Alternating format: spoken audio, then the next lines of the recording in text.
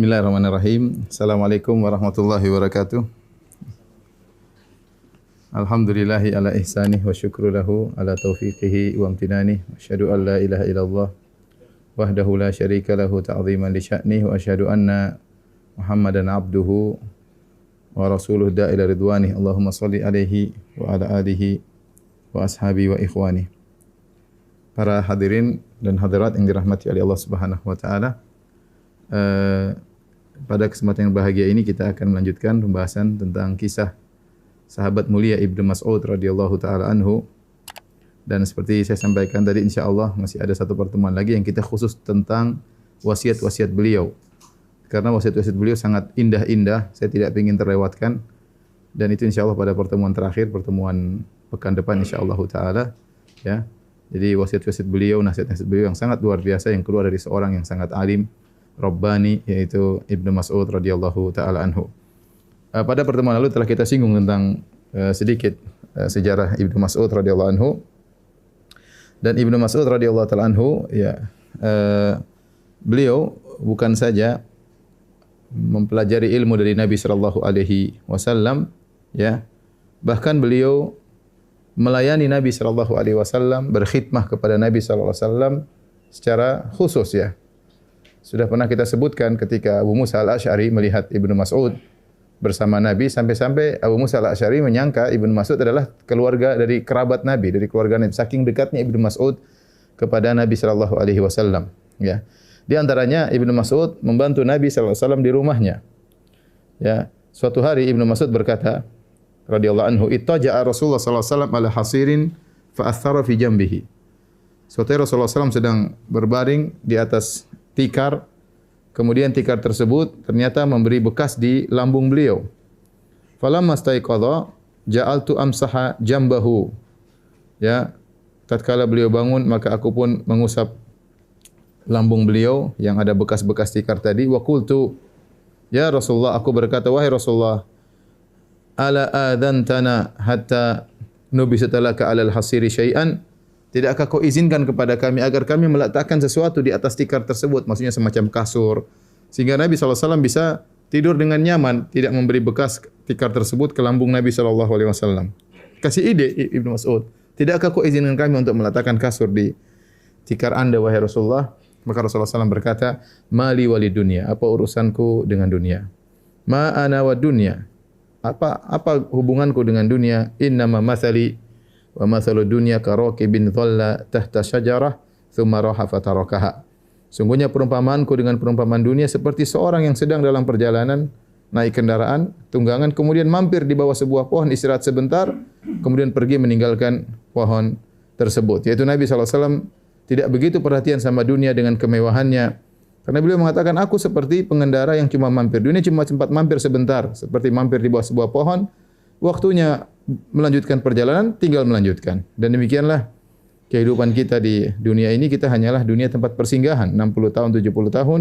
Sebelumnya kita sudah berada dalam alam janin, sekarang kita dalam alam yang kedua, alam persinggahan. Setelah itu kita akan melanjutkan perjalanan panjang di alam barzakh, entah berapa ribu tahun, kemudian di padang mahsyar entah berapa 50.000 tahun, kemudian surga atau neraka, waliyadzubillah. Jadi dalil bahwasanya Ibnu Mas'ud sampai ngurusin tempat tidur Nabi sallallahu alaihi wasallam, tikar Nabi sallallahu alaihi wasallam, ya. Kemudian juga Ibnu Sa'ad meriwayatkan dengan sanadnya, kana Abdullah yasturu Rasulullah sallallahu alaihi wasallam idza iktasala. Kalau Rasulullah sallallahu mandi, maka Ibnu Mas'ud membuat kain atau semacam tirai untuk melindungi Nabi sallallahu alaihi wasallam, karena dalam safar Rasulullah sallallahu mandi di luar, maka dikasih tirai agar orang tidak lihat. Wa yuqidhu idza nama, dan dia juga membangunkan Nabi sallallahu alaihi wasallam ketika Nabi tidur.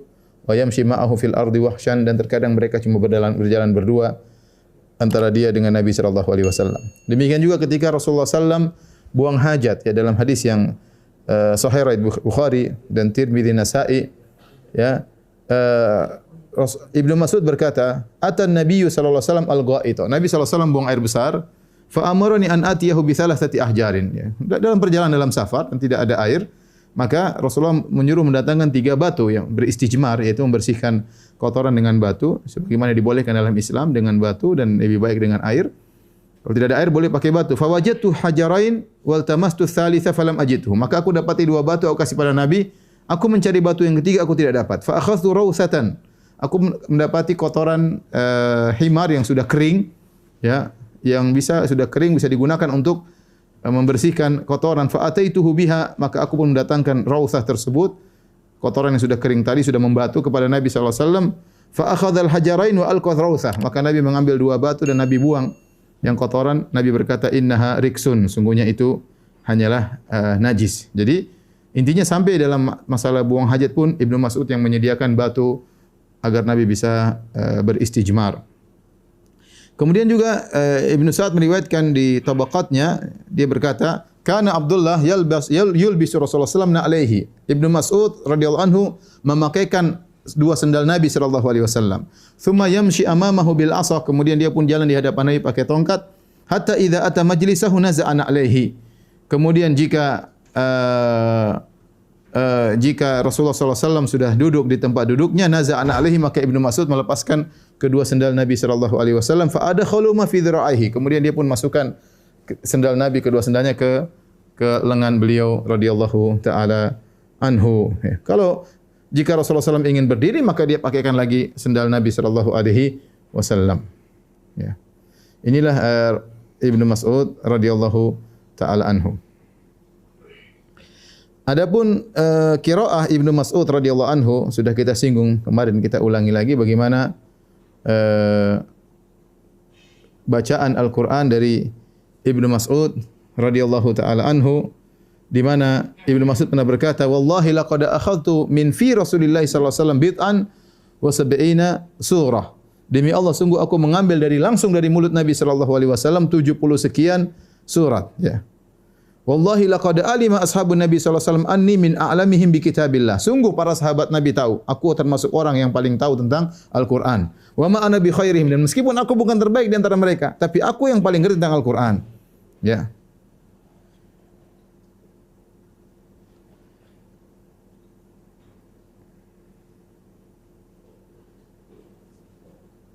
Taib.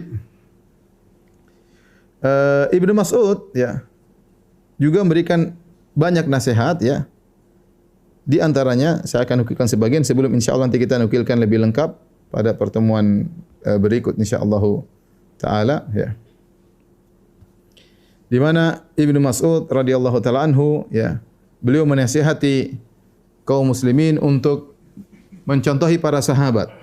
Beliau berkata, "Innallaha nadhara fi qulubil ibad." Sungguhnya Allah memandang kepada hati-hati para hamba manusia. Fa wajada qalba Muhammadin khaira qulubil ibad. Maka Allah mendapati hati Nabi sallallahu alaihi wasallam adalah hati yang terbaik.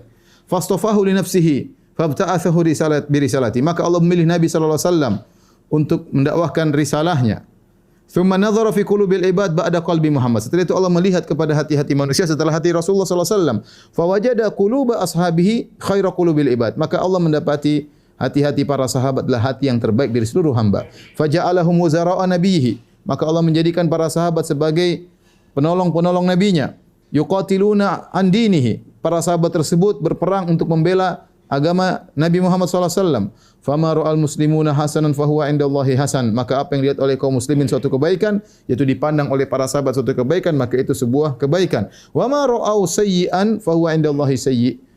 Dan apa yang dilihat oleh para sahabat sebagai suatu keburukan, maka itu juga keburukan. Kemudian beliau juga berkata, "Man kana minkum muta'assiyan falyata'assa bi ashabi Muhammadin sallallahu alaihi wasallam." Barang siapa ingin meneladani, maka teladanilah para sahabat Rasulullah sallallahu alaihi wasallam. Fa innahum kanu abarra hadhil ummah quluban. Mereka adalah umat yang terbaik, ya. Adalah yang paling terbaik hati mereka. Dari umat ini yang paling terbaik hatinya siapa? Para sahabat. Wa a'maquha ilman, dan yang paling dalam ilmunya. Wa aqalluha takallufan, dan yang paling jauh dari memaksa-maksakan diri membuat-buat sesuatu yang tidak diajarkan oleh Nabi sallallahu alaihi wasallam. Wa aqwamuha hadiyan, dan mereka yang paling lurus petunjuknya, teladan mereka. Wa ahsanuha halan, dan yang paling indah kondisinya. Qauman ikhtarahumullah li suhbati nabihi, yaitu suatu kaum yang Allah pilih untuk menjadi sahabat nabinya. Wa iqamati dinihi, Allah pilih mereka untuk menegakkan agama Muhammad sallallahu alaihi wasallam, agama Allah. Fa'rifu lahum fadlahum, maka kenalilah keutamaan para sahabat. Wattabi'uhum fi atharihim, dan ikutilah, ya, jejak-jejak mereka. Fa innahum kanu 'alal hudal mustaqim, sungguhnya para sahabat berada di atas jalan yang lurus. Ibnu Mas'ud radhiyallahu taala anhu di zaman Umar bin Khattab radhiyallahu taala anhu, ya, beliau diangkat sebagai pengurus Baitul Mal, ya. Dan ini adalah pekerjaan yang berat karena membutuhkan ketakwaan kepada Allah Subhanahu wa taala, ya. Dan sudah pernah kita sebutkan Ibnu Mas'ud ketika dia belum masuk Islam, pada pertemuan yang lalu Rasulullah sallallahu alaihi wasallam pernah mendatanginya dan minta untuk dikasih susu ketika Ibnu Mas'ud sedang mengembalakan kambing-kambingnya milik Uqbah bin Abi Mu'aid.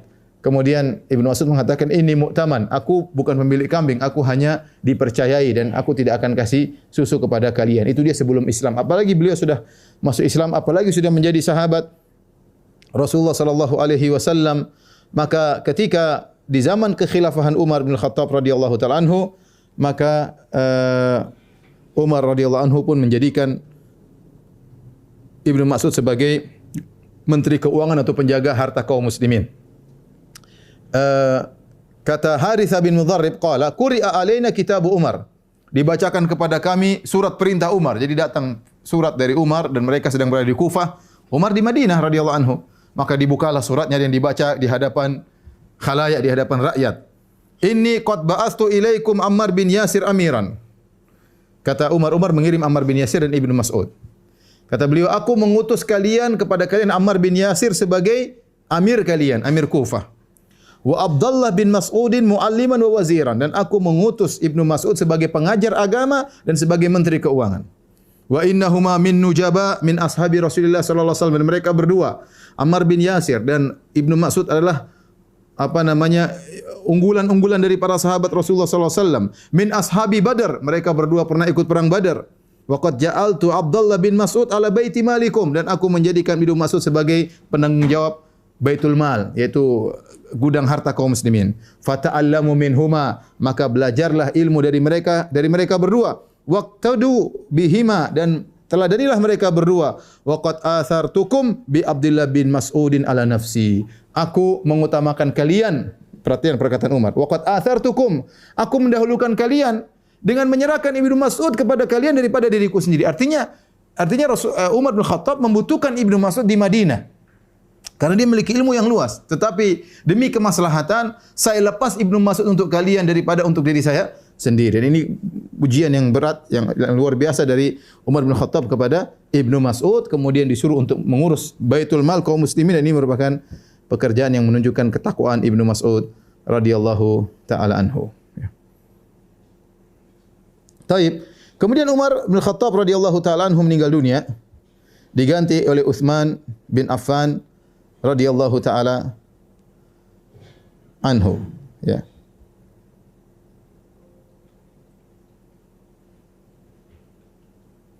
Dan Ibnu Mas'ud kemudian membaiat Utsman bin Affan radhiyallahu taala anhu, ya.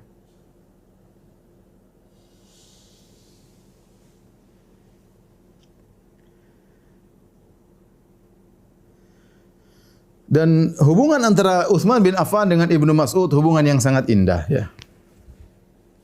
Di antara hubungan tersebut saling kedekatannya. Jadi pernah Ibnu Mas'ud berhaji sama Utsman, dan Utsman sebagai khalifah tatkala itu. Khalifah kaum muslimin, dan Ibnu Mas'ud wafat di zaman kekhilafahan Utsman, ya.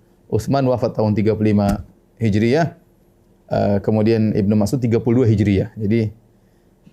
Jadi mereka bersahabat dan kemudian mereka haji bersama. Sementara Utsman sebagai khalifah, Ibnu Mas'ud sebagai rakyat, ya. Apa kata Alqamah bin Qais, muridnya Ibnu Mas'ud? Kuntu ma Abdullah, aku bersama Abdullah bin Mas'ud.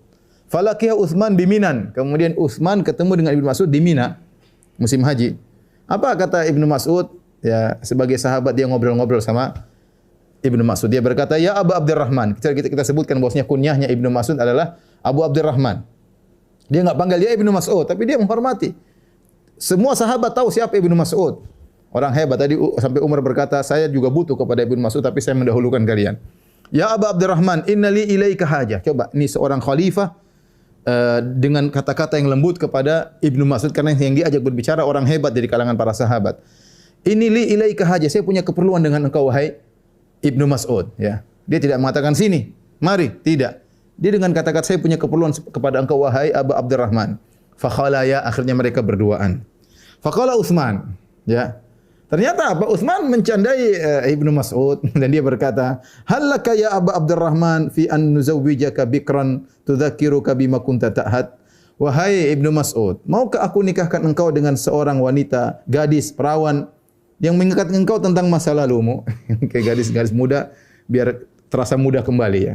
Bayangkan ini teman sejati nawarkan istri bagi Ibnu Mas'ud ya. Tentu ini menunjukkan bagaimana kasih sayang antara Utsman dengan Ibnu Mas'ud. Sampai dia mengatakan ini dia khalifah. Maukah kau saya nikahkan? Dicarikan istri buat Ibnu Mas'ud. Maukah saya nikahkan engkau dengan wanita gadis agar mengingatkan engkau tentang masa lalumu ya, membuat engkau segar kembali dan yang lainnya.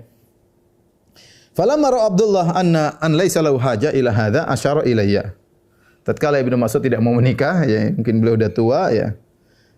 Beliau panggil sekitar 60-an waktu itu usia beliau. Ya Alqamah, fantahitu ilaihi, maka dia panggil wahai Alqamah sini. Wa yaqul amala in qultu dzalik laqad qala Rasulullah sallallahu alaihi wasallam. Kalau aku ya mau terima pernikahan tersebut, sungguh Rasulullah SAW pernah bersabda, ya ma'syaras syabab, man istata'a minkum ilba'ah falyatazawwaj. Wahai para pemuda, siapa yang kalian mampu untuk menikah, maka menikahlah. Wa man lam yastati' fa alaihi bis-shaum fa inna lahu wija. Barang siapa yang tidak mampu maka hendaknya dia berpuasa karena itu sebagai benteng baginya. Ya, ini dalil bahwasanya bagaimana kasih sayang antara Ibnu Mas'ud dengan Utsman bin Affan, ya. Kenapa saya sampaikan ini nanti karena di zaman Utsman Ibnu Mas'ud diberhentikan dari Menteri Keuangan. Ya. Sehingga orang-orang Syiah kemudian menulis tulisan-tulisan tentang buruknya Utsman bin Affan, bagaimana dia melengsarkan Ibnu Mas'ud dan yang lainnya. Memang saya sampaikan bahwasanya hubungan mereka baik. Cuma Utsman punya ijtihad tatkala melengsarkan Ibnu Mas'ud dari Menteri Keuangan kemudian diganti dengan yang lain. Tentu ada pandangan yang lain yang dipandang oleh Utsman bin Affan radhiyallahu taala anhu. Dan nanti Ibnu Mas'ud ketika meninggal yang salatin Utsman. Karena akhirnya Ibnu Mas'ud dipanggil ke Madinah, meninggalkan Kufah, kemudian beliau wafat di Madinah pada tahun 32 Hijriah, yang salatkan juga Utsman. Tapi lihat bagaimana hubungan Ibnu Mas'ud dengan Utsman dengan hubungan yang baik. Ketika Ibnu Mas'ud haji dengan Utsman, saya ingatkan Utsman khalifah radhiyallahu anhu, Ibnu Mas'ud rakyat ya. Maka ternyata Utsman bin Affan salat di Mina 4 rakaat. Dan kita tahu bahwasanya sunnahnya salat 2 rakaat, ya. Rasulullah sallallahu alaihi wasallam salat 2 rakaat, Abu Bakar salat 2 rakaat, Umar salat 2 rakaat di Mina. Utsman salat 4 rakaat. Faqila dzalika li Abdullah bin Mas'ud, maka disampaikan kepada Ibnu Mas'ud, ya Ibnu Mas'ud, ya Abu Abdurrahman, khalifah kita salatnya 4 rakaat. Dan ini perkara besar bagi para sahabat masalah salat. Fastarja'a, maka Ibnu Mas'ud mengatakan, inna lillahi wa inna ilaihi raji'un. Kemudian dia berkata, "Shallaitu ma'a Rasulillah bi Minan rakaatain." Aku salat bersama Rasulullah SAW di Mina 2 rakaat. Wa shallaitu ma'a Abi Bakrin radhiyallahu anhu bi Minan rakaatain. Saya juga waktu berhaji bersama Abu Bakar juga salat 2 rakaat. Wa shallaitu ma'a Umar radhiyallahu anhu bi Minan rakaatain. Dan saya juga salat bersama Umar ketika Umar haji di Mina juga 2 rakaat. Ya. Falaita hadhi min arba'i rakaatin rakaatani mutaqabbilatan. Ya. Seandainya saya dapatkan dari 4 rakaat, 2 rakaat yang diterima oleh Allah Subhanahu wa taala. Dan jadi ini menunjukkan Ibnu Mas'ud semangat ingin agar bisa salat 4 rakaat. Ya, sebagaimana mengikuti Nabi dan mengikuti syaikhain yaitu Abu Bakar dan Umar. Ya, karena jauh berangkat dari Madinah, kemudian di Mekah, kemudian salat 2 rakaat di qasar ya. Tetapi kemudian ternyata Ibnu Mas'ud tidak mau menyelisihi ya, tidak mau menyelisihi Utsman bin Affan ya. Dan perkataan Ibnu Mas'ud kata Ibnu Hajar, "Falaita hadhi min arba'i raka'atin raka'atani mutaqabbilatan." Dia mengatakan seandainya saya salat 4 rakaat, saya berharap 2 rakaat diterima oleh Allah Subhanahu wa taala. Kata Ibnu Hajar yang menunjukkan Ibnu Mas'ud memandang bahwasanya kalau orang sedang bersafar seharusnya 2 rakaat, tapi kalau dia salat 4 rakaat boleh. Sunnahnya 2 rakaat, tapi kalau dia salat 4 rakaat dengan itmam dengan sempurna boleh. Dan ini mazhab sebagian sahabat, di antaranya Utsman bin Affan. Di antaranya Aisyah radhiyallahu taala anha ya. Di antaranya Aisyah radhiyallahu taala anha. Adapun Utsman kenapa dia salat 4 rakaat di Mina? Maka banyak pendapat kenapa Utsman salat 4 rakaat ya. Ada beberapa pendapat di antaranya mereka mengatakan bahwasanya Utsman bin Affan ya punya keluarga di sana ya. Sehingga dia dianggap dia penduduk Mekah sehingga dia salat 4 rakaat. Ada yang mengatakan Utsman bin Affan khawatir Arab-Arab Badui yang datang yang baru masuk Islam, nanti kalau mereka di Mina mereka salat 2 rakaat, kemudian mereka pulang dari haji mereka menyangka salat zuhur 2 rakaat, salat asar 2 rakaat, salat isya 2 rakaat. Maka Utsman tidak ingin mereka salah paham. Maka Utsman salat 4 rakaat. Ini pendapat. Ada yang mengatakan Utsman kenapa salat 4 rakaat? Karena Utsman merasa dia tinggal yang salat 2 rakaat adalah yang berjalan kemudian berhenti kemudian melanjutkan perjalanan. Adapun Utsman ya, beliau berpendapat beliau mampir di Mekah lama, kemudian beliau salat di Mina, maka beliau salat 4 rakaat. Intinya ada takwilan-takwilan dari Utsman bin Affan radhiyallahu taala, ijtihad beliau, dan intinya pendapat yang paling kuat bahwasanya salat qashar bagi orang musafir 2 rakaat hukumnya sunnah muakkadah, sangat dianjurkan namun tidak wajib. Namun tidak wajib. Di antara hal yang menunjukkan tidak wajib, para sahabat sebagian mereka salat 4 rakaat ya. Dan di antaranya Utsman bin Affan, di antaranya Aisyah radhiyallahu taala anha. Dan di antaranya adalah Ibnu Mas'ud ngikutin Utsman. Kemudian dalam riwayat yang lain, kunna ma Abdullah bin Mas'ud bi jama', falamma dakhala masjid Mina ya. Tatkala kami masuk di Masjid Mina, faqala kam shalla Amirul Mukminin? Subhanallah. Ibnu Mas'ud bertanya, Amirul Mukminin yaitu Utsman, berapa rakaat dia salat? Qalu arba'an. Utsman salat 4 rakaat. Fa shalla arba'an, maka Ibnu Mas'ud juga salat 4 rakaat. Faqulna, kami berkata, alam tuhadditsuna anna Nabi sallallahu alaihi wasallam salat rakaatain wa Abu Bakar rakaatain? Faqala bala, ya Ibnu Mas'ud.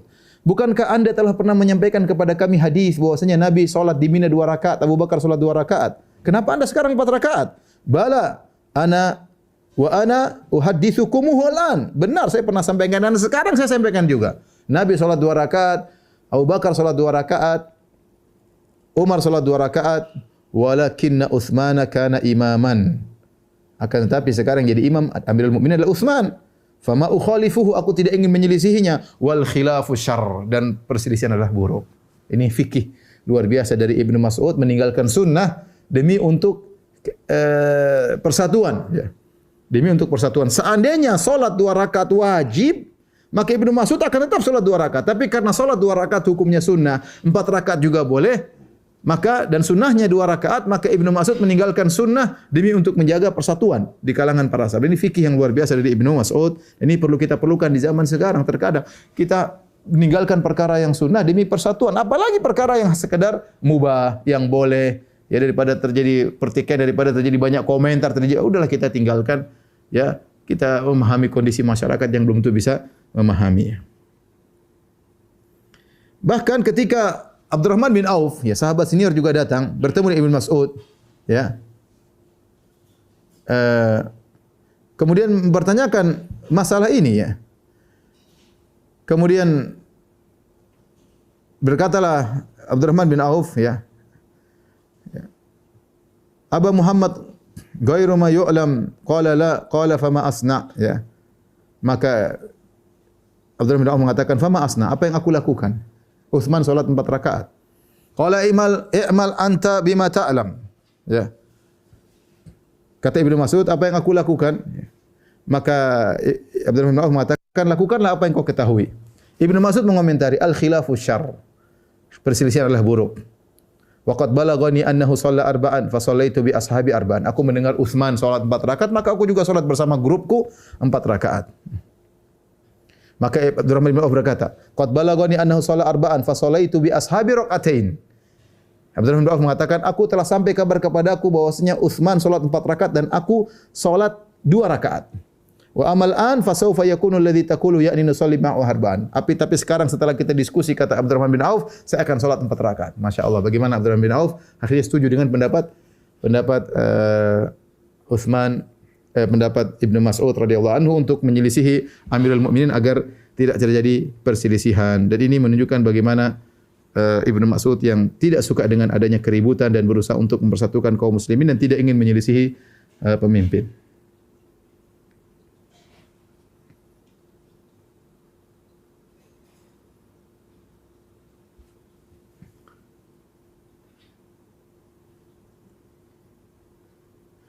Ibnu Mas'ud radhiyallahu taala anhu ya dikenal ya mengikuti Nabi sallallahu alaihi wasallam dalam berbagai macam ibadah Nabi sallallahu alaihi wasallam ya. Dalam haji beliau mengikuti Nabi sallallahu alaihi wasallam, dalam salat beliau mengikuti Nabi sallallahu alaihi wasallam. Beliau punya ilmu yang banyak dari Nabi sallallahu alaihi wasallam ya. Kemudian puasa juga beliau banyak berpuasa, apalagi salat beliau sangat banyak salat ya. Kalau kita mau ceritakan satu-satu maka tentu sangat banyak. Bagaimana Ibnu Mas'ud sangat patuh kepada Nabi sallallahu alaihi wasallam ya. Tapi kita loncat saja ya. Bagaimana perhatian Ibnu Mas'ud terhadap Al-Qur'an?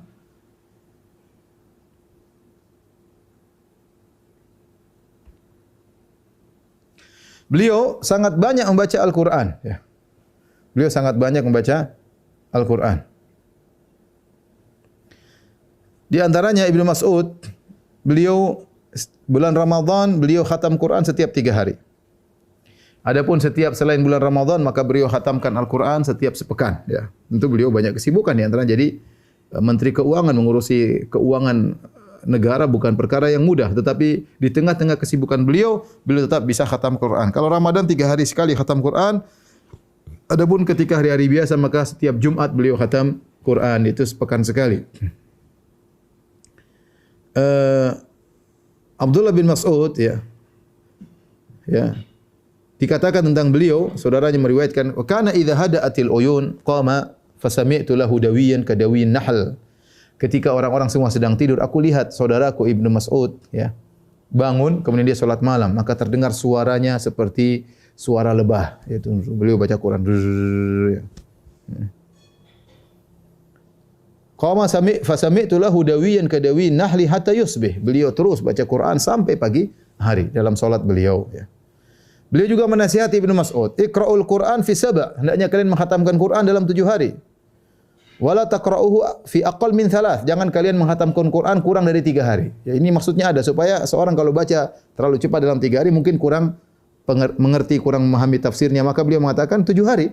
Oke, 7 hari waktu yang bisa digunakan untuk baca Al-Quran sambil tadabbur ya. Berarti kalau 30 hari khatam dalam waktu 7 hari ya, berarti 1 hari berapa juz itu? 4 juz lebih dikit, 4 juz lebih dikit ya. Kemudian beliau berkata, "Adimun nazar fil mushaf." Hendaknya kalian memperbanyak melihat ke mushaf ya. Kita sekarang Allah musta'an ya, jarang baca Al-Qur'an, banyakan lihat HP, banyakan nonton medsos dan yang lainnya ya. Beliau juga membaca Al-Quran dengan penuh perhatian ya. Suatu hari ya, Ibnu Mas'ud membaca Sabbihisma rabbikal a'la ya. Kata Arfaj Ats-Tsaqafi, "Istaqra'tu Ibnu Mas'ud." Aku minta Ibnu Mas'ud untuk baca Al-Quran. Maka beliau baca Sabbihisma rabbikal a'la alladzi khalaqa fasawwa dan seterusnya sampai firman Allah, "Bal tu'thirunal hayatad dunya." Akan tapi kalian lebih mendahulukan kehidupan dunia. Wal akhiratu khairu wa abqa. Sementara akhirat lebih baik dan lebih kekal. Maka beliau berhenti dari qiraah, kemudian beliau memandang teman-temannya, kawan-kawannya, balik menghadap kawan-kawannya, kemudian beliau berkata, "Asarna dunya 'alal akhirah." Kita mendahulukan dunia daripada akhirat. Fasakatal qaum, semuanya diam. Dia ulangi lagi, "Asarna dunya." Kita lebih mendahulukan dunia. Li'anna ra'ayna zinataha wa nisa'aha wa ta'amaha wa syarabaha. Karena yang kita lihat adalah perhiasan dunia, wanita-wanita dunia, makanan-makanan dunia, minuman-minuman di dunia. Wa zuwiyat 'anna al-akhirah fakhtarna hadzal ajil wa tarakna al-ajil. Dan dipisahkan akhirat dari kita sehingga kita memilih kenikmatan yang disegerakan dan kita meninggalkan perkara nikmat abadi yang ditunda. Apa kata Ibnu Katsir tatkala mengomentari perkataan Ibnu Mas'ud, dia mengatakan kita mendahulukan dunia. Apa kata Ibnu Katsir? "Wa hadza minhu ala wajhi tawadhu." Ini hanyalah tawadhu'nya Ibnu Mas'ud radhiyallahu taala anhu. Ya. Kalau Ibnu Mas'ud adalah salah seorang sahabat senior, pernah ikut perang Badar dan seluruh perang-perang beliau ikuti, dia mengatakan demikian, kita lebih mendahulukan diri daripada akhirat. Terus bagaimana lagi dengan kita-kita yang tersibukkan dengan urusan dunia, tersibukkan dengan urusan makanan, hobinya kuliner, hobinya medsos dan yang lainnya. Tentu kita lebih lalai lagi daripada hari akhiratnya. Taib. Banyak dalil tentang perhatian beliau tentang Al-Quran, tapi saya cukupkan tadi ya. Kemudian di antara nasihat beliau adalah tentang lisan, ya, tentang lisan. Kata Abu Ubaidah bin Abdullah, yaqul ya, dia berkata, "Kana azizan ala Abdullah bin Mas'ud an yatakallama illa bi dzikrillah." Ibnu Mas'ud berat bagi dia untuk berbicara kecuali untuk berzikir. Beliau tidak banyak bicara. Ya. Beliau kalau berbicara berzikir kepada Allah Subhanahu wa taala. Itu perkara yang penting-penting saja. Dan beliau menasihati murid-muridnya, orang-orang yang berada di sekitar beliau untuk memperhatikan hal tersebut. Beliau berkata, "Aksiru zikrallah azza wa jalla." Berbanyaklah kalian berzikir kepada Allah. Wala alaik alla tashab ahadan illa man a'anaka ala dzikrillah. Enggak ada masalah bagi kalian kalau kalian tidak punya teman. Enggak ada masalah. Yang penting kalian berteman dengan orang yang mengingatkan kalian untuk mengingat Allah Subhanahu wa taala. Ya, orang sukanya diam, sukanya berzikir. Siapa yang mau berteman dengan dia? Ya, kata Ibnu Mas'ud enggak ada masalah. Kalian berteman cari teman yang bisa mengajak kalian kepada ingat kepada Allah, bukan teman yang melalaikan kalian dari mengingat Allah Subhanahu wa taala. Beliau juga berkata, "Walladzi la ilaha ghairuh." Demi zat yang tidak ada sembahan yang berhak disembah selainnya. Ma 'ala dhahril ardi min syai'in ahwaju ila tuli sijnin min lisan. Tidak ada suatu pun di atas muka bumi ini yang paling dibutuhkan untuk dipenjara seperti lisan. Ini Ibnu Mas'ud bicara di zaman tersebut, zaman 30-an Hijriah. Sekarang sudah 1440 sekian. Ini 1400 tahun yang lalu, ya. Beliau berkata tatkala itu belum ada fitnah, belum ada medsos, belum ada macam-macam. Beliau berkata, "Walladzi la ilaha ghairuhu ma ala dhahril ard." Demi zat yang tidak ada sembahan selainnya, jadi demi Allah Subhanahu wa taala, tidak ada di muka bumi ini yang paling butuh untuk dipenjarakan seperti lisan. Dan kita sekarang bicara seenaknya, komentar seenaknya, tulisan seenaknya, tulis status seenaknya, nyerang sana seenaknya, maki sana seenaknya. Ajib saya kalau lihat komentar-komentar, ajib ya. Orang bicara sembarangan ya. Yang tersebar yang baca mungkin 1.000 orang, mungkin yang baca 10.000 orang, yang baca mungkin 1 juta orang. Ya'udzubillah, ini urusannya panjang di akhirat. Urusannya panjang di akhirat. Makanya Rasulullah SAW mengatakan, "Al-muslim man salim al-muslimuna min lisani wa yadihi." Seorang muslim sejati adalah kaum muslimin selamat dari lisannya dan tangannya, ya. Rasulullah menyebutkan lisan terlebih dahulu dan ini benar-benar dipahami oleh para sahabat. Maka Ibnu Mas'ud mengatakan yang paling utama untuk ditahan di penjara lisan. Pena, tulisan, ketikan, hati-hati. Sekarang orang bebas menulis, bebas berkomentar, bebas memaki, bebas menuduh. Seakan-akan bahwasanya di balik ini semua tidak ada tanggung jawabnya, ada tanggung jawabnya. Kita ngomong orang saja tuduhan yang tidak benar, ini urusannya panjang. Kita akan disidang sama dia. Saya nuduh misalnya, oh si fulan ini begini, ya, taib. Oh ini ustadz ini begini, ya kalau kau punya hujah tidak apa-apa. Jangan asal ngomong. Oh si fulan bilang begini, kalau tidak ada bahaya. Oh pejabat ini begini. Benar nggak ada bukti-bukti secara otentik yang bisa kau yakini kebenarannya untuk mengatakan pejabat ini begini-begini misalnya ya. Intinya hati-hati seorang berbicara. Kalau ada silakan terserah Anda. Yang penting nanti Anda kalau sudah nuduh orang, Anda akan disidang sama dia. Maka seorang hati-hati. Kalau sebisa dia kunci lisannya, ya itu lebih baik. Makanya Abu Bakar pernah memegang lisannya. Dia keluarkan, dia pegang. Dia mengatakan, "Hadzal ladzi awradanil mawarid." Ini yang membuat aku terjerumus pada tempat-tempat yang buruk. Itu Abu Bakar radhiyallahu anhu. Itu di zaman dulu ya ikhwan, belum ada medsos, belum ada macam-macam, belum ada. Sekarang semua kita bisa lihat, kita bisa komentar, kita bisa nulis dan sarana untuk kebebasan berpikir, kebebasan berpendapat sepuas-puasnya. Semua boleh bicara. Sekarang bukan cuma orang pintar bisa bicara, orang bahlul, orang goblok, orang apa semua bisa bicara. Ya. Semua bicara agama, bicara politik, bicara bebas semuanya, terbuka selebar-lebarnya. Bebas ya. Ya silakan bebas. Yang pencatat tidak pernah berhenti dari mencatat. Ma yalfidhu min qaulin, tidak ada satu perkata pun yang keluar, satu kata pun yang keluar kecuali dicatat. Baik. Ada perkataan beliau yang indah. Beliau berkata, ya, disebutkan bahwasanya dari Abu Wa'il, annahu irtaqa Safa. Beliau naik di atas bukit Safa, Ibnu Mas'ud, untuk perhatian terhadap lisan. Fa akhadha bi lisani, di depan di bukit Safa beliau pegang lisannya. Kemudian beliau berkata, didengar oleh banyak orang, "Ya lisanu, kul khairan tagnam." Wahai lisan, ucapkanlah kebaikan maka kau akan mendapat kebanyakan, banyak pahala, dapat ghanimah pahala, itu dapat keuntungan. Waskut an syarrin taslam. Diamlah dari keburukan maka kau akan selamat. Min qabli an tandam, sebelum kau menyesal.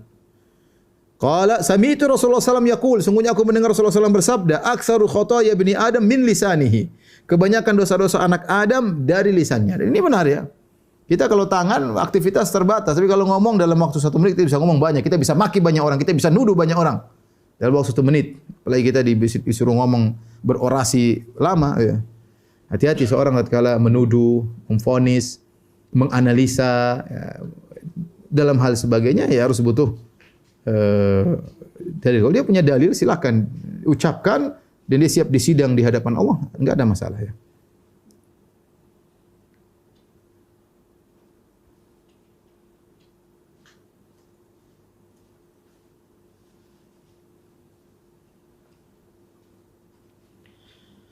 Ibnu Mas'ud radhiyallahu taala anhu juga adalah seorang yang dikenal yang dikenal seorang yang suka bernahi mungkar ya, yang suka bernahi mungkar. Ya. Di antaranya ya diriwayatkan Ibnu Mas'ud dia masuk menemui istrinya dan ternyata istrinya memakai sesuatu yang dikalungkan. Maka dia istrinya pakai sesuatu yang dikalungkan, fajadzabahu faqata'ahu. Maka Ibnu Mas'ud pun melepas atau menarik, memutuskan kalung milik istrinya tersebut. Tsumma qala, kemudian beliau berkata, laqad asbaha alu Abdillah aghniya an yusyriku billahi ma lam yunazzil bihi sultanan. Sungguh keluarga Ibnu Mas'ud tidak butuh dengan yang namanya kesyirikan yang Allah tidak pernah turunkan dalilnya. Kemudian beliau berkata, sami'tu Rasulullah sallallahu alaihi wasallam yaqul, aku mendengar Rasulullah sallallahu alaihi wasallam bersabda, inna ruqa wat tamaima wat tiwalata syirkun. Sungguhnya ruqyah, jampi-jampi, pelet adalah syirik. Maka orang bertanya, ya Abu Abdurrahman, hadhihi ruqyah qad arafnaha. Ruqyah kami tahu ya Rasulullah. Ya Ibnu Mas'ud, fama tiwala? Tiwala itu apa? Kata beliau, syai'un tasna'uhun nisa yatahabbabna ila azwajihinna. Itu semacam sihir pelet yang menjadikan suami-suami jatuh cinta kepada istrinya. Ini semua syirik kata Ibnu Mas'ud. Tapi intinya dia bernahi mungkar, dia cabut kalung dari istrinya ya. Masruq berkata, kunna inda Abdullah bin Mas'ud, kami sedang berada di sisi Abdullah bin Mas'ud, faji'a bi dhara fatanaha rajulun faqala Abdullah udnu faqala inni hurimtu an akulahu. Ya. Maka didatangkan semacam makanan, kemudian seorang laki menjauh, dia tidak mau makan dari situ. Kemudian dia berkata, aku telah mengharamkan diriku untuk makan dari ini. Faqala Abdullah bin Mas'ud udnu fat'am wa kafir an yaminik. Sini makan dan bayar kafarah sumpahmu. Kemudian dia membacakan firman Allah, ya ayyuhalladzina amanu la tuharrimu thayyibati ma ahallallahu lakum. Wahai orang beriman, jangan kalian mengharamkan kebaikan-kebaikan yang Allah halalkan bagi kalian. Demikian juga Ibnu Mas'ud suatu hari datang 2 orang, kemudian salah satu mengucapkan salam, yang satu tidak mengucapkan salam. Maka Ibnu Mas'ud bertanya kepada yang tidak mengucapkan salam, "Ma sya'nuk? Ada apa?" Maka teman-temannya berkata, dia telah bersumpah untuk tidak ngomong sama sekali pada hari ini. Faqala Ibnu Mas'ud, kallimin nas wa sallim alaihim. Ayo ngomong-ngomong, jangan kau diam. Bicara sama orang-orang. Fa inna matil kamra'atun alimat anna ahadan la yusaddiquha annaha hamilat min ghairi zaujin. Liyakuna udhran laha idza su'ilat. Yang tidak ngomong itu cuma Maryam. Dia tidak mau ngomong karena punya anak tanpa ada suami, khawatir orang tidak membenarkan. Adapun kamu laki-laki ngomong aja, ngapain tidak ngomong sama orang-orang? Ngomong sama orang-orang.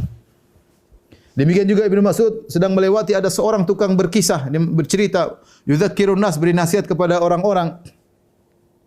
Tapi dia nasihatnya membuat orang ketakutan sampai orang-orang seakan-akan susah masuk surga. Maka dia berkata, ya mudzakir lima tuqannitun nas, wahai sang pemberi peringatan. Langsung dia tegur dia. Dia jadi suka bernahi mungkar. Lima tuqannitun nas, kenapa kau bikin orang-orang putus asa? Kemudian dia bacakan firman Allah, qul ya ibadiyalladzina asrafu ala anfusihim la taqnatu min rahmatillah. Ya. Wahai hamba-hambaku yang telah berlebih-lebihan dalam berbuat kemaksiatan, janganlah kalian putus asa dari rahmat Allah Subhanahu wa taala. Ya.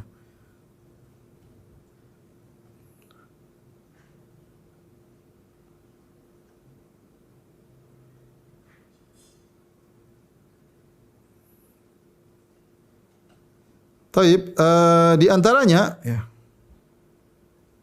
Ibnu Mas'ud mengingkari perbuatan orang-orang yang sedang berzikir berjamaah menyelisih sunnah Nabi sallallahu alaihi wasallam sebagaimana diriwayatkan oleh Ad-Darimi dalam sunannya ya. Dalam sunannya ya.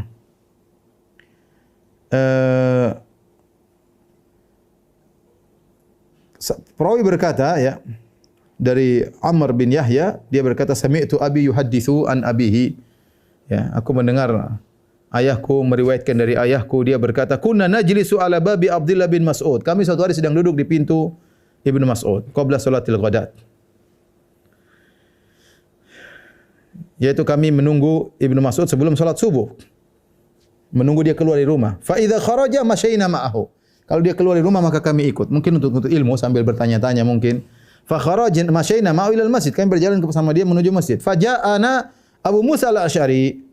Tiba-tiba datang kepada kami Abu Musa al-Asy'ari, seorang sahabat mulia Abu Musa al-Asy'ari yang Nabi pernah memujinya dengan berkata, laqad utita mizmaran min mazamiri ali Daud. Engkau telah diberikan suara indah sebagaimana suara-suara indahnya keluarga Daud. Bagaimana Nabi terpesona dengan bacaannya Abu Musa al-Asy'ari radhiyallahu taala anhu. Tetapi dibandingkan Ibnu Mas'ud lebih senior, Ibnu Mas'ud lebih alim daripada Abu Musa al-Asy'ari. Ketika kami sedang menunggu Ibnu Mas'ud keluar, Ibnu Mas'ud belum keluar nih. Tiba-tiba Abu Musa al-Asy'ari datang dan dia berkata, "Akhraja ilaikum Abu Abdurrahman?" Apakah Ibnu Mas'ud, Abu Abdurrahman sudah keluar? Qulna la ba'd, belum. Fajalasa ma'ana, maka dia pun duduk bersama kami. Subhanallah, bagaimana Abu Musa al-Asy'ari menghormati Ibnu Mas'ud. Hatta kharaja, sampai Ibnu Mas'ud keluar.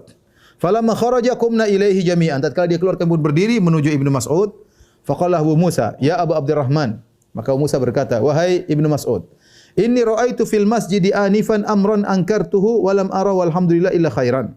Saya tadi melihat suatu kejadian di masjid yang aku mengingkarinya, tapi menurutku ya aku tidak melihat kecuali kebaikan. Faqala famahu, apa yang kau lihat yang kau ingkari? Itu suatu hal yang baru, tapi saya lihat menurut saya baik. Cuma Abu Musa al-Asy'ari gelisah, ini apa? Makanya dia perlu tanya kepada orang yang lebih alim daripada dia, Ibnu Mas'ud radhiyallahu anhu. Qala in ishta fasatarahu, kalau kau masih hidup kau akan lihat. Itu lihat sendiri nanti.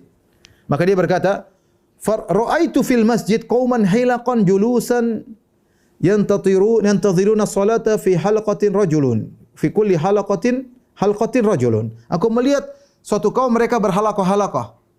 Berkelompok-kelompok mereka sedang dalam kondisi duduk menunggu salat. Ya, dan di setiap halaqah ada seseorang. Wa fi aidihim hasan, dan di tangan-tangan mereka ada kerikil. Fayaqulu kabbiru mi'ah, maka sang pemimpin berkata, bertakbirlah 100 kali. Sabbihu mi'ah, bertasbihlah 100 kali. Fayusabbihuna mi'ah. Fayukabbiruna mi'ah. Ayo takbir 100 kali. Allahu Akbar, pakai kerikil 100 kali. Allahu Akbar, sampai 100 kali. Habis kerikilnya. Dia berkata lagi, ya, halilu mi'ah, bertahlilah 100 kali. La ilaha illallah, la ilaha illallah, la ilaha, rame-rame. Ya. Kemudian sabbihu mi'ah, bertasbihlah 100 kali. Maka mereka subhanallah, subhanallah, subhanallah.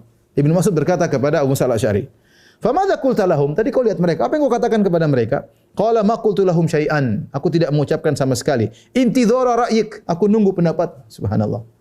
Ya, dia tidak terburu-buru, dia bilang saya tunggu pendapatmu. Aku tunggu pendapatmu. Aw intidhara amrik, atau saya tunggu perintahmu. Qala afala amartahum an ya'uddu sayyi'atihim. Kenapa kau tidak langsung bilang mereka, hitung saja keburukan-keburukanmu. Hitung saja keburukan-keburukan kalian. Wa dhaminta lahum an la yadhi'a min hasanatihim, dan kau jamin kalau kalian hitung-hitung keburukan kalian, maka aku jamin keburukan kalian tidak akan hilang, ya. Tsumma madha fa madainya. Kemudian Ibnu Mas'ud berjalan menuju masjid. Wa madaina ma'ahu, dan kami pun berjalan menuju masjid bersama Ibnu Mas'ud. Hatta ata halaqatan min tilkal hilaq. Sampai akhirnya Ibnu Mas'ud datang kepada satu kelompok di antara halaqah-halaqah tersebut. Fa waqafa alaihim. Kemudian beliau pun berdiri di hadapan mereka. Mereka sedang berzikir, diberhentikan oleh Ibnu Mas'ud. Ya. Ibnu Mas'ud kemudian berkata, "Ma hadzal ladzi arakum tasnaun?" Apa ini yang aku lihat kalian sedang lakukan? Qalu ya Abu Abdurrahman Hasan, na'uddu bihi takbir wa tahlil wa tasbih. Ini kerikil-kerikil kami buat hitung-hitung zikir ya untuk tasbih, takbir, tahlil.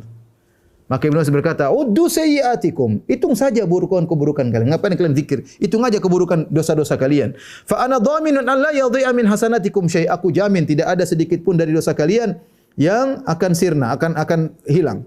Wahai hakum ya umat Muhammad. Kemudian dia mengatakan, sungguh menyedihkan kalian wahai umat Muhammad. Ma asra'a halakatakum. Betapa cepat kebinasaan kalian. Haulai ashabu nabiyyukum sallallahu alaihi wasallam mutawafirun. Ini sahabat Nabi masih banyak. Kenapa berani melakukan perbuatan yang tidak dicontohkan oleh Nabi? Ini sahabat, kenapa begitu cepat sekali kalian binasa? Ini haula ashabu Rasulullah sallallahu mutawafirun wa hadhihi thiyabuhu lam tubla. Ini baju Nabi belum musang, masih ada, belum rusak, belum sirna. Aniyatuhu lam tuksar, dan ini bejana-bejana Nabi juga masih belum hancur. Artinya baru saja Nabi meninggal, sahabat masih banyak. Ya, walladzi nafsi biyadihi. Perhatikan Ibnu Musad bagaimana dia kencang mengingkari bid'ah yang mereka lakukan. Innakum la ala millatin hiya ahda min millati Muhammadin sallallahu alaihi wasallam au muftatihu babi dhalalah. Sungguhnya kalian sedang berada di atas agama yang lebih baik daripada agamanya Rasulullah sallallahu alaihi wasallam, atau sungguhnya kalian sedang membuka pintu-pintu kesesatan, ya. Dan ini logika yang sederhana, ya. Ini logika sederhana dari Ibnu Mas'ud. Rasulullah kan sering bersabda dalam hadisnya, ya, wa khairul huda huda Muhammad. Sebaik-baik petunjuk Muhammad. Sekarang Muhammad sallallahu alaihi wasallam tidak pernah berzikir dengan cara demikian. Bikin kelompok, satu pemimpin, ayo tasbih 100 kali. Subhanallah, subhanallah, subhanallah rame-rame. Ayo takbir 100 kali. Allahu akbar. Tidak pernah. Maka yang kalian bikin ini baru, cuma dua kemungkinan. Kalian telah mendatangkan agama baru, ajaran baru yang lebih baik daripada ajarannya Muhammad. Logika sederhana. Atau kemungkinan kedua, kalian menyelisihi, membuka pintu-pintu kesesatan. Sederhana. Innakum, perhatikan. Kata beliau, ya. Innakum la ala millatin hiya ahda min millati Muhammad. Kalian sekarang sedang berada di atas agama yang lebih baik daripada agama Muhammad. Au muftatihu babi dhalal, atau kalian buka pintu-pintu kesesatan. Qalu wallahi ya Abu Abdurrahman. Kata mereka, demi Allah ya Abu Abdurrahman, ma aradna ilal khair. Kami tidak berkehendak kecuali kebaikan. Kami ini niatnya baik, kata mereka. Kata Ibnu Mas'ud, wa kam min muridin lil khairi lan yusibahu. Betapa banyak orang ingin kebaikan tidak meraihnya.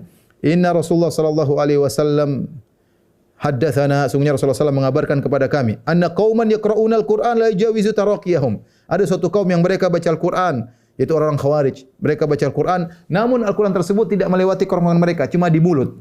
Tidak masuk dalam hati, tidak ditadaburi. Padahal orang Khawarij orang-orang Arab, mereka ngerti bahasa Arab. Mereka ngerti baca Quran tapi tidak ditadaburi, tidak masuk ke dalam hati mereka, cuma tidak bisa melewati kerongkongan mereka. Wa imallah ma adri la alla aktsarahum minkum. Aku tidak tahu, bisa jadi kalian adalah kebanyakan dari mereka. Tsumma tawalla anhum. Kemudian Ibnu Mas'ud meninggalkan mereka. Faqala Amr bin Salamah, ra'ayna 'ammata ulaikal hilaq yutawi'unana yuta'inunana yaumal Nahrawan ma'al Khawarij. Aku melihat kebanyakan mereka tadi ternyata ikut serta dengan orang-orang Khawarij dalam peristiwa Nahrawan tatkala orang Khawarij berperang dengan kaum muslimin. Artinya Ibnu Mas'ud mengingkari bahwasanya bahaya kalau kalian ini beribadah dengan kebodohan. Betapa banyak orang beribadah dengan kebodohan akhirnya melakukan kesilapan-kesilapan yang berbahaya, ya. Ya, di antaranya seperti yang mereka lakukan, ya. Sebagaimana perkataan Ibnu Sirin rahimahullah, beliau berkata, perhatikan ini pentingnya menuntut ilmu. Beliau berkata, Ibnu Sirin, dinukil oleh Ibnu Abdul Bar dalam kitabnya Al-Istidhkar. Beliau berkata, inna qauman taraku talabal ilmi wa mujalasatil ulama. Ada suatu kaum, mereka meninggalkan menuntut ilmu dan mereka tidak mau duduk dengan para ulama. Wa akhadhu fis salati was siyami hatta yabisa jaldu ahadihim ala adhumihi. Dan mereka kemudian mulai rajin salat, mulai rajin puasa, tidak mau menuntut ilmu. Sampai-sampai begitu semangat salat, begitu semangat puasa, sampai-sampai kulit mereka nempel pada tulangnya saking kurusnya. Thumma khalafu sunnah fahalaku. Kemudian mereka menyelisih sunnah dan mereka binasa. Wasafaku dima'al muslimin. Dan mereka menumpahkan darah kaum muslimin. Fawalladhi la ilaha ghairuh. Demi zat yang tidak ada sembahan yang berhak disembah kecuali Allah. Ma amila ahadun amalan ala jahlin illa kana yufsidu aktsara mimma yuslih. Tidaklah seorang melakukan suatu perbuatan di atas kejahilan kecuali kerusakan yang dia lakukan ditimbulkan lebih besar daripada kebaikan yang dia lakukan.